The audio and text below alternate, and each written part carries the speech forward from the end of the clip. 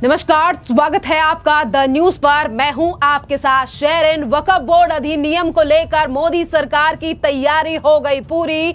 अब आने वाले 2 अप्रैल को संसद में पेश किया जाएगा अधिनियम। तो वहीं दूसरी तरफ लगातार इस अधिनियम को लेकर उठा रही विपक्षी पार्टियों को भी लगा है बड़ा झटका। जी हां, आपके लिए बता दें कि टीडीपी के नेता ने सीधा कर दिया है और साफ कर दिया है कि कल विधेयक यानी कि वक्फ बोर्ड के अधिनियम को सपोर्ट करेगी, समर्थन करेगी टीडीपी पार्टी। जो विपक्ष अभी तक लगातार सवाल उठा रहा था कि जिस दिन ये बिल पेश किया जाएगा, अधिनियम पेश किया जाएगा लोकसभा में, टीडीपी और जेडीयू नहीं करेंगी समर्थन और कहीं ना कहीं एनडीए में पड़ जाएगी फूट। तो फूट का सपना देखने वाले विपक्ष को बड़ा झटका लग चुका है, क्योंकि अब टीडीपी जो कि एनडीए में दूसरी बड़ी पार्टी है, जिसका बयान सामने आ चुका है। देखिए, टीडीपी के नेता प्रेम कुमार जैन ने सीधे तौर पर कहा है कि कल ये वक्फ बोर्ड अधिनियम पेश किया जाएगा, जिसपे चर्चा के बाद टीडीपी समर्थन करेगी। सुनिए आप क्या कह रहे हैं प्रेम कुमार जैन और किस तरीके से उन्होंने विपक्षी पार्टियों को बड़ा झटका देते हुए मोदी सरकार का समर्थन कर दिया है। संभवतः कल पार्लियामेंट में पेश होने वाले वक्फ संशोधन बिल पे पूरे देश की नहीं, पूरे मुस्लिम समाज की निगाह भी जमी हुई है। लगभग 9 लाख एकड़ वक्फ बोर्ड की जमीन, जिसपे बहुत से लोगों ने इल्लीगल कब्जा भी बना रखा है, अगर संशोधन बिल द्वारा ये जमीनों पे कब्जा वापस लेके मुसलमानों के हित में अगर संशोधन बिल आता है तो निसंदेह हमारी पार्टी उसका समर्थन भी करेगी। ये भी मैं बता दूं कि माननीय चंद्रबाबू नायडू साहब ने हर समय संशोधन बिल के ऊपर अपनी राय भी रखी है और उन राय पे विचार विमर्श करके संभवतः उसको लागू भी किया जाएगा। चंद्रबाबू नायडू साहब ने ऑलरेडी ये कहा है कि हम मुसलमानों की हर हित की रक्षा करेंगे। बार बार उन्होंने कहा है कि हिंदू और मुस्लिम मेरी 2 आंखों की तरह हैं, मैं किसी भी आंखों के साथ अन्याय नहीं कर सकता। इसी प्रकार हम मुस्लिम समाज के हर हित की रक्षा करेंगे, हर हित के उनके पक्ष में हैं। जो भी होगा, कल संभवतः ये बिल आएगा, उसके बाद ही हम चर्चा कर पाएंगे कि हमारी मांगों को कितना उन्होंने उसमें रखा गया, माना गया। उसके बाद ही हम इसके बारे में अपना कमेंट्स करेंगे। लेकिन मैं मुस्लिम समाज को ये आश्वस्त कर दूं कि चंद्रबाबू नायडू साहब 100% 100% मुसलमानों के साथ हैं, मुसलमानों के हित के लिए हैं, मुसलमान समाज के साथ हैं। तो देखिए, आपने सुना कि जिस टीडीपी और जेडीयू को लेकर लगातार विपक्षी पार्टियां अभी तक ये भ्रम लोगों के बीच फैला रही थी कि टीडीपी यानी कि चंद्रबाबू नायडू और नीतीश कुमार प्रधानमंत्री नरेंद्र मोदी के इस फैसले का स्वागत नहीं करेंगे, एनडीए की सरकार गिर सकती है। पर वहीं दूसरी तरफ एनडीए की सरकार मजबूती के साथ खड़ी हुई है इस वक्फ संशोधन विधेयक को लेकर और समर्थन भी मिल रहा है एक तरफ। तो और वहीं अगर हम बात करें इसी एनडीए के तमाम और राजनीतिक घटकों की, तो देखिए पिछले ही दिनों चिराग पासवान ने भी ये साफ कर दिया है कि हम इस विधेयक का समर्थन करेंगे, क्योंकि उन्होंने साथ ही ये भी कहा था कि इसका समर्थन करने के पीछे का कारण ये भी है क्योंकि हम इस बात से बहुत ज्यादा खुश हैं कि पहले सरकार ने जेपीसी की बैठक और जेपीसी की जो बैठक हुई है वहां से इस बिल को पास कराया है। सुनिए क्या कह रहे हैं चिराग पासवान और उन्होंने सबसे पहले झटका किस तरीके से विपक्षी पार्टियों को दिया। शुरू से हम लोगों ने स्पष्ट करके रखा था कि ये बिल कम से कम एक कमेटी में जाना चाहिए। मुझे खुशी है इस बात की कि जिस तरीके से जेपीसी का गठन करके जेपीसी में इसको भेजा गया, हम लोगों की ख्वाहिश ये थी कि कम से कम हर एक स्टेक होल्डर जो इससे जुड़ा हुआ है उसको अपनी बातों को रखने का मौका मिलना चाहिए। जेपीसी में हर पार्टी का प्रतिनिधित्व होता है, हर पार्टी के सांसद वहां पे मौजूद होते हैं। हम लोग की पार्टी के भी सांसद अरुण भारती जी उस कमेटी के सदस्य थे। उस कमेटी के समक्ष वफ्द से जुड़े हुए हर एक स्टेक होल्डर ने आके अपनी बातों को रखा। मुस्लिमों में भी कई ऐसे हैं जिन्होंने अधिकांश इससे जुड़े हुए जितने भी बिंदु हैं उस पे समर्थन अपना देने का काम किया। हम लोगों ने शुरू से इस बात को स्पष्ट करके रखा था कि कमेटी की जो रिपोर्ट आएगी लोक जनशक्ति पार्टी रामविलास उसका समर्थन करेगी। कमेटी ने अपनी रिपोर्ट को सबमिट कर दिया है।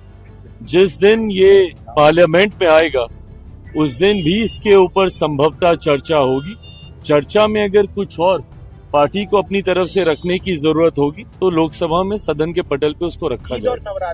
तो आज एक के बाद एक एनडीए के घटक दल इस बिल का समर्थन कर रहे हैं और कल ये बिल पेश हो जाएगा।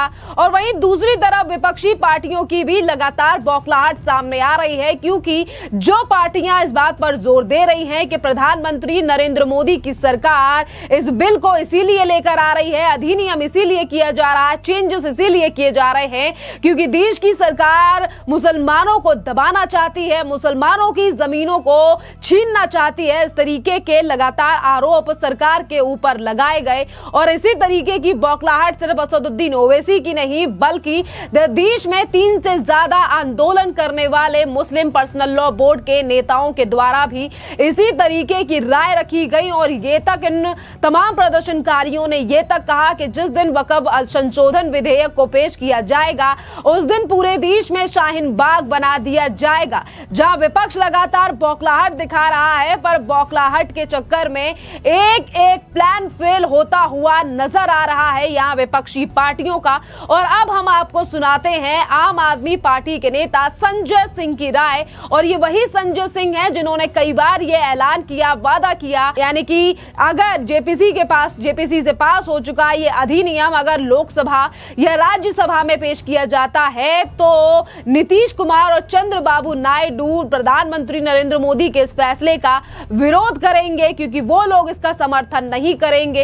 इस तरीके से बयान देने वाले संजय सिंह की पूरी तरीके से प्लानिंग पर पानी फिर चुका है और उनके द्वारा दिए गए बयानों का भी अब कोई चर्चा नहीं है। और फिर एक बार संजय सिंह ने अब ये कह दिया है कि इस बिल को इसीलिए लेकर आ रही है मोदी सरकार क्योंकि वो अन्य मुद्दों से ध्यान भटकाना चाहती है, देश में आग लगाना चाहती है प्रधानमंत्री नरेंद्र मोदी की सरकार। सुनिए संजय सिंह का ये बौखलाहट वाला बयान। अभी वक्फ बिल की चर्चा हो रही है। बीजेपी ने कहा हम वक्फ बिल लेके आएंगे। मैं आप लोगों के सामने कहना चाहता हूं, मैं जेपीसी का मेंबर था वक्फ बिल में। मैं आपके सामने कहना चाहता हूं अगर बीजेपी वक्फ बिल लाएगी तो वो मोदी जी की सरकार गिर जाएगी। अगर बीजेपी वक्फ बिल लेके आएगी तो मोदी सरकार गिर जाएगी क्योंकि चंद्रबाबू नायडू ने, नीतीश कुमार ने, चिराग पासवान ने, जयंत चौधरी जी ने, सबने मिलके अल्टीमेटम दे दिया है। और क्यों दिया है? क्योंकि इनकी जमीन अपनी खिसकने लगी है। इनको लगने लगा है कि हमारा जनाधार खिसक जाएगा। वो चाहे नायडू जी हो, चाहे नीतीश जी हो, चाहे चिराग जी हो, चाहे जयंत जी हो, इनको सबको लगने लगा है कि हमारा तो मामला गड़बड़ हो जाएगा। इसलिए ये वक्फ बिल अगर मोदी सरकार लेके आई तो मोदी की सरकार गिर जाएगी।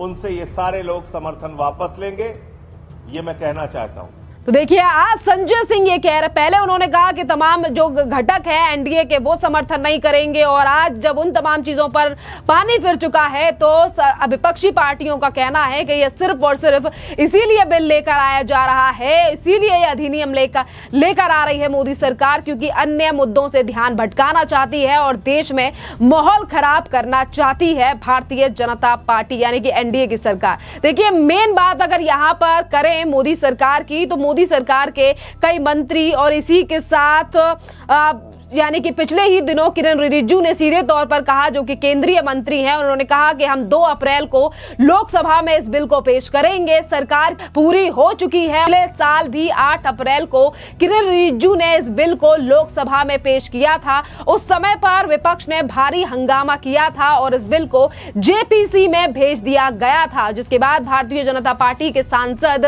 जगदंबिका पाल की अगुवाई में जेपीसी को बनाया गया और उसके 1 साल के बाद देखिए 1 साल के बाद फिर एक बार इस बिल को पेश किया जा रहा है। जेपीसी में इस बिल को पास करा लिया गया है और वहां पर भी तमाम विपक्षी पार्टियों ने अपनी राय को रखा।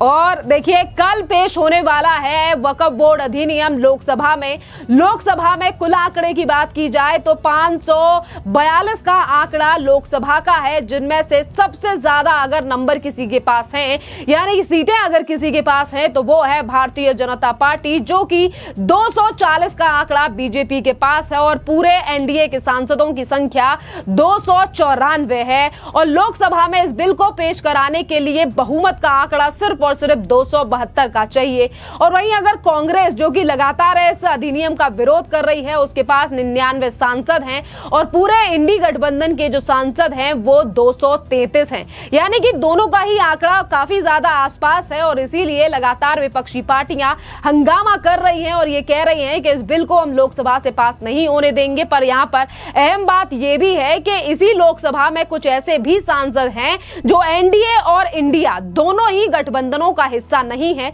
जिसमें से आजाद समाज पार्टी के एडवोकेट चंद्रशेखर, शिरोमणि अकाली दल की यानी कि हरसिमरत कौर जो है हरसिंह, और ये भी अलग पार्टी से हैं, यानी कि ये दोनों संगठनों में से किसी में भी नहीं है, ना एनडीए ना ही तो इंडिया। और ये ऐसे सांसद हैं अगर ये जिसके भी पाले में जाएंगे उसके पाले पर काफी ज्यादा जोर पड़ेगा। और यहाँ पर बीजेपी की अगर बात की जाए तो बीजेपी यानी कि एनडीए के पास काफी ज्यादा आंकड़ा है यहाँ पर इंडिया से ज्यादा, और इसीलिए दो पार्टियों को लेकर जो कि एनडीए में शामिल हैं, एक जेडीयू है और एक टीडीपी है, इनको लेकर सवाल उठाए जा रहे थे। पर आज जिस तरीके से बयानबाजी सामने आ रही है टीडीपी और जेडीयू के नेताओं की, वो विपक्ष पर ही हमलावर नजर आ रहे हैं। और ये भी सवाल उठाए जा रहे हैं कि सिर्फ और सिर्फ इंडी गठबंधन के नेता और तमाम मुस्लिम संगठन जिन्हें जेपीसी में भी जगह दी गई थी, आज सिर्फ और सिर्फ माहौल खराब करने के लिए और एक मुद्दा बनाने के लिए इस अधिनियम का विरोध कर रहे हैं। और इसीलिए टीडीपी के नेता प्रेम कुमार जैन के द्वारा भी कहा गया है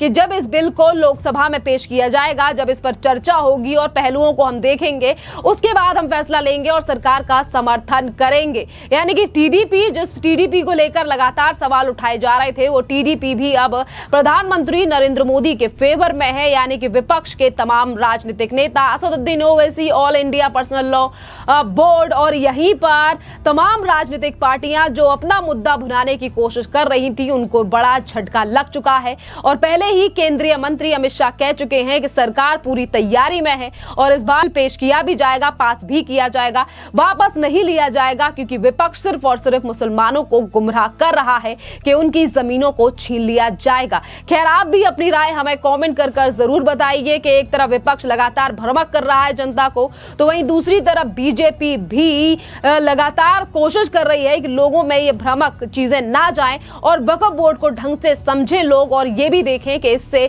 गरीब मुसलमानों को उनका हक दिया जाएगा। जरूर बताइए हमें अपनी राय कमेंट कर।